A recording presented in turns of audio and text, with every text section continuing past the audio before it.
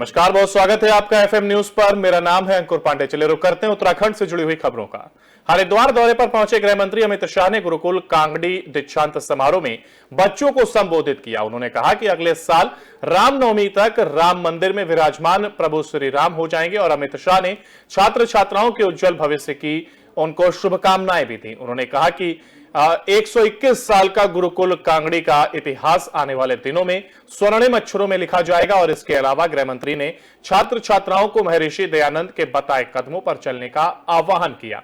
अमित शाह ने कहा कि मोदी जी की नई शिक्षा नीति मील का पत्थर साबित होगी। तो गृह मंत्री शाह का ये हरिद्वार दौरा रहा, जहां पर उन्होंने कुछ बातें कही, साथ ही छात्र छात्राओं को भी शुभकामनाएं दी।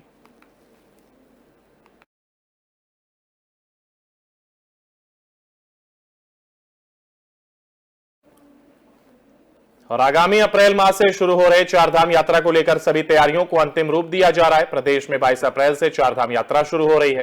केंद्रीय स्वास्थ्य मंत्री मनसुख मांडविया ने कहा है कि प्रदेश सरकार की ओर से केंद्र से चारधाम यात्रा को लेकर जो सहयोग मांगा जाएगा उसे पूरा करेंगे। केंद्रीय स्वास्थ्य मंत्री ने कहा कि चारधाम यात्रा के दौरान आने वाले तीर्थयात्रियों को हेल्थ की दृष्टि से कोई दिक्कत ना हो, उसका पूरा ख्याल रखा जाएगा।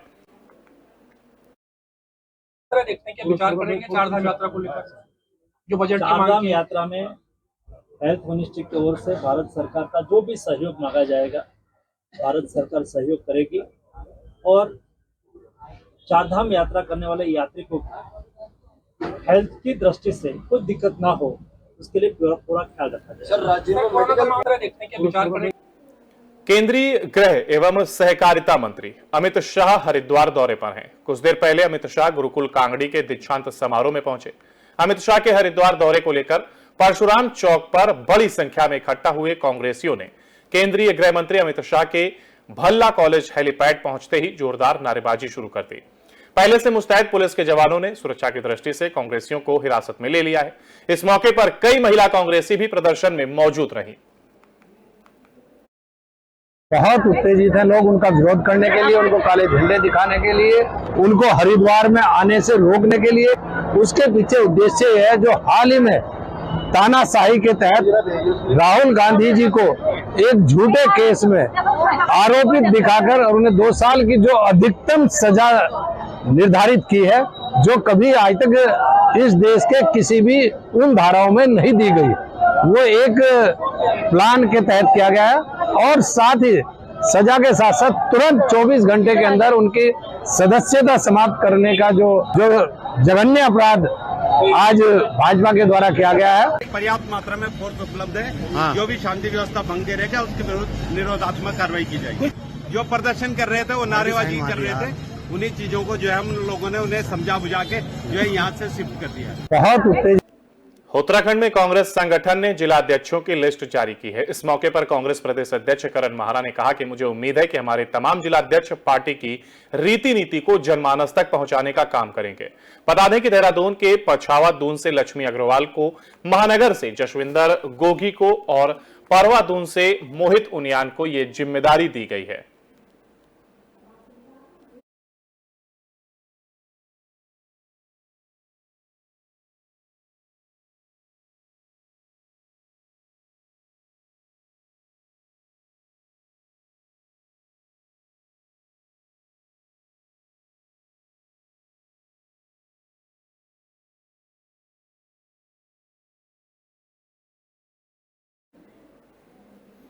अल्मोड़ा दौरे पर रहे प्रदेश सरकार के मुख्य सचिव डॉक्टर एस.एस. संधू ने अल्मोड़ा में विभिन्न क्षेत्रों का भ्रमण कर निरीक्षण किया और लोगों से मुलाकात की। इस दौरान उन्होंने कहा कि पलायन आयोग ने जो सुझाव दिए हैं, सरकार उनके सुझावों के अनुसार योजनाओं को लागू करने का प्रयास कर रही है और स्थानीय रोजगार को बढ़ावा देने के लिए पर्यटन व धार्मिक स्थल को विकसित करने के लिए कार्य चल रहा है।